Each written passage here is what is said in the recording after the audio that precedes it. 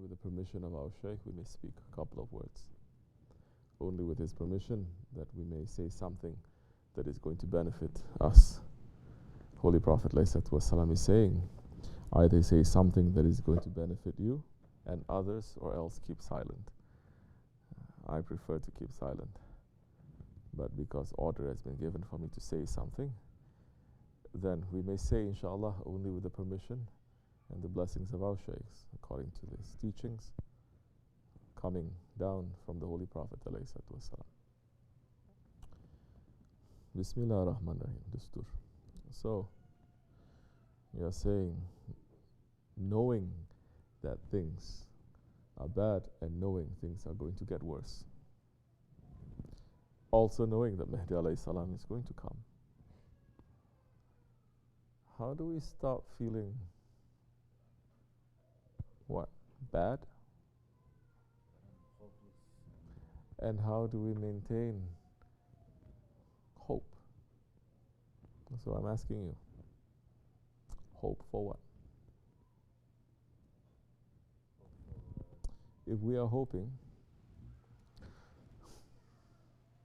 that everything will go back to normal, if we are hoping that it's very bad now because of these things, and we're hoping that in the future we're going to have more better life.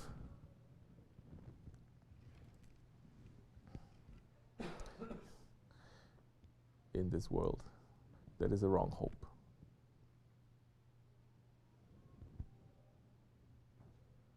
What should a believer hope for?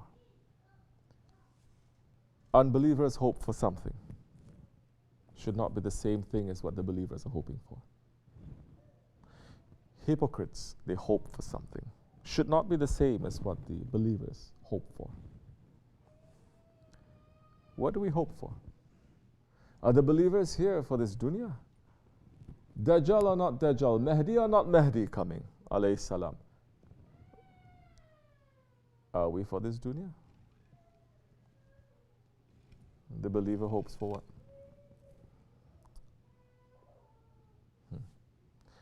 Are we made for this dunya? Does the believer hope to continue for this dunya? No.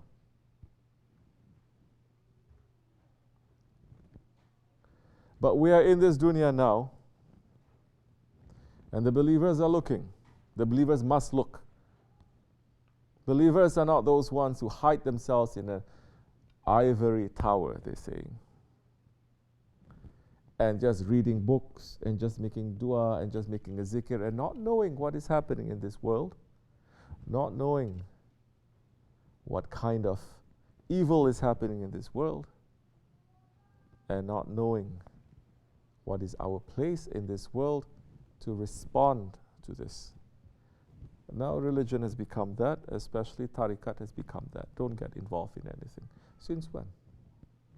Since Prophet ﷺ? Did Prophet ﷺ come to say, no, don't get involved in anything, just sit and pray and have unconditional love.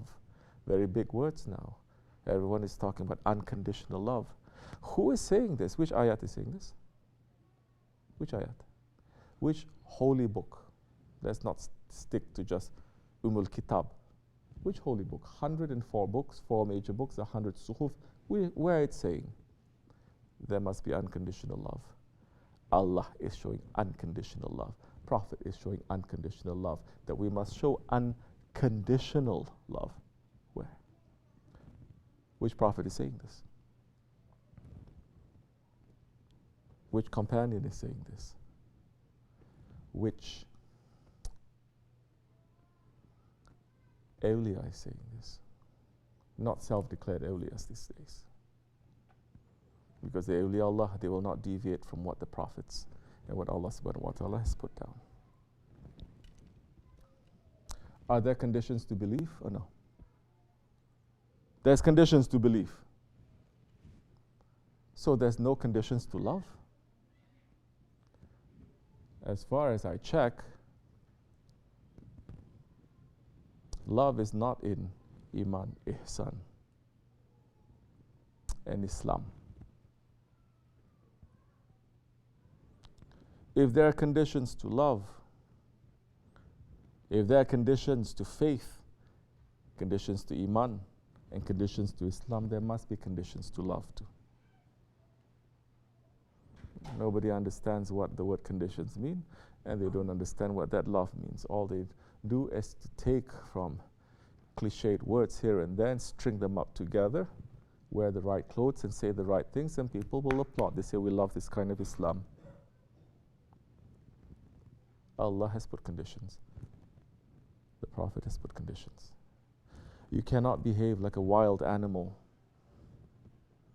and say, but you say you must love me unconditionally, so I'll get off from whatever responsibility that my actions and my thoughts and my deeds, they have produced. So we must run away from all those kinds of wrong thinking. Now the believers, and we're trying to be believers. What is our hope for this world? Are we looking for hope in this world? No. Like I said, whether Dajjal is coming or not, he is here, by the way. Whether Mahdi alayhi salam is coming or not, soon. Does a believer have any hope for this world? No. He does not have hope for this world. And the believer now, if you're looking and you're understanding things that is happening in this world, what is your hope? If you say, my hope is just for me to live life comfortably, in the pursuit of happiness. Again, it's not coming from ayat, or coming from, it's just coming from somewhere that you take.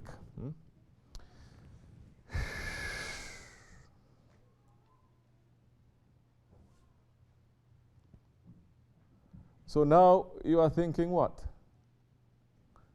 What are you trying to do now? What is the believer? What is he looking at?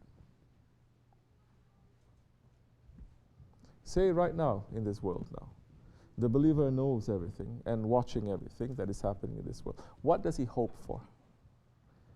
He should not hope for comfort and just happiness for himself.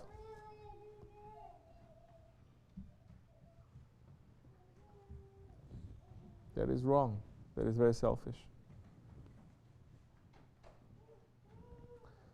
So what do you hope for? Let me ask you. We're trying to be. What is it that we're hoping for in this world right now? Say.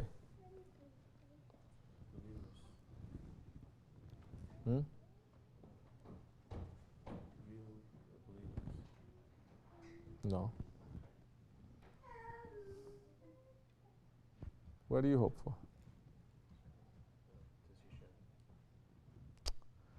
That's very selfish too. You see, even believers don't know what to hope for. I'm saying, you are saying this world is very evil, this world is very dark, knowing things are coming. And I'm saying, okay, you're looking at all these things, and you say things are going to get worse. So what are you hoping for? Oh, subhanallah. Finally we wake up. What is Mahdi alayhi salam coming to give us? 40 wives. For us to have mansions. For us to have karamat. That means you have no idea, no heart. You have no feelings for what is happening to your own brothers, your own sisters here in this world right now. Thinking selfishly inside of tariqat. Isn't there cruelty in this world? Unprecedented? Isn't there absolute tyranny already in this world? So nobody is interested in that. You're not interested in your own selfish things. If that is your aim, if you're saying everything in this world right now, everything is messed up, and innocent people, they are suffering, your heart must move to say, Ya Rabbi. That's what we're praying for every day, isn't it? Mahdi alayhi salam to come for what? To give us new hope, big luxurious cars, nice houses, nice wives. What? To bring justice back into this world, to end all this tyranny. That is our prayer. Are you hoping for that? Are you praying for that? Really, are you being sincere? If you're being sincere,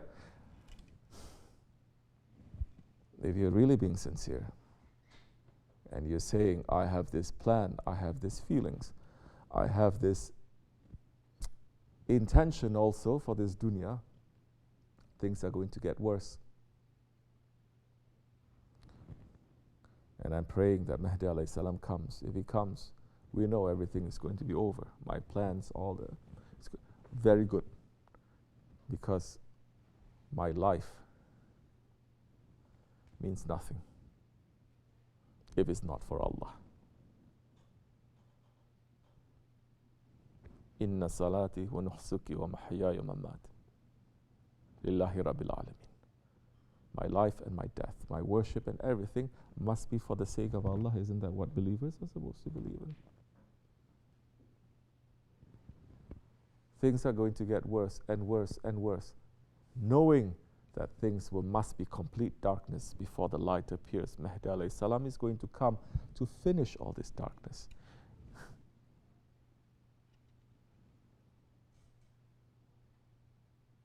Then you really believe. When you believe that, you say, my life can end tomorrow. Test yourself. I have plans. Everything will end tomorrow. Can you take it or not? Whether you can take it or not, if it ends tomorrow, it's game over anyway. But you yourself, are you putting yourself in that situation, in that mindset? Who is thinking of death? If you're thinking of death seriously,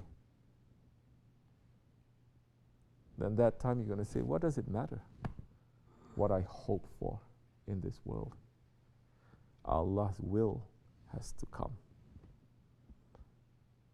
And He wills for tyranny to end and justice to reestablish according to the way of the prophets. Not justice according to the way of mankind. Not justice according to our ego, according to dunya, or conventions, or ideologies, or regimes. You understand? A way, justice coming down again in the way of the prophets.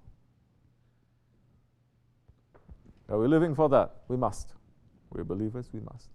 Everything else is not necessary.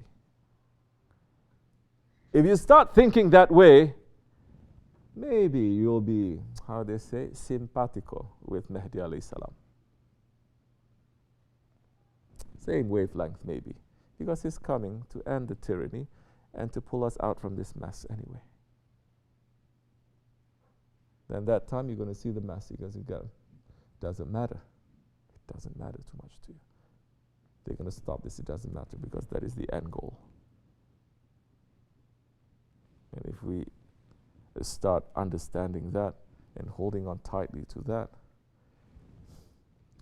we will be, inshallah rahman, on that list.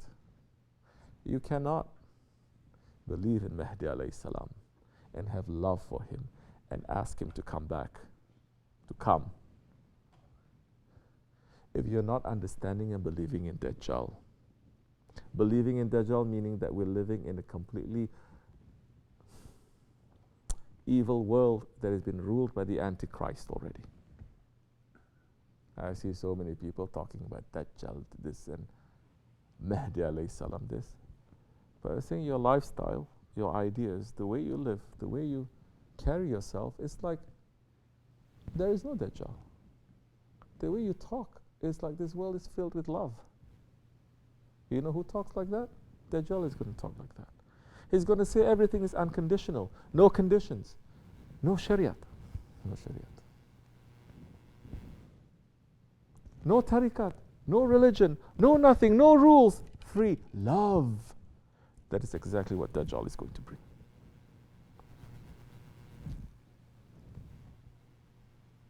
Shariat is condition, isn't it?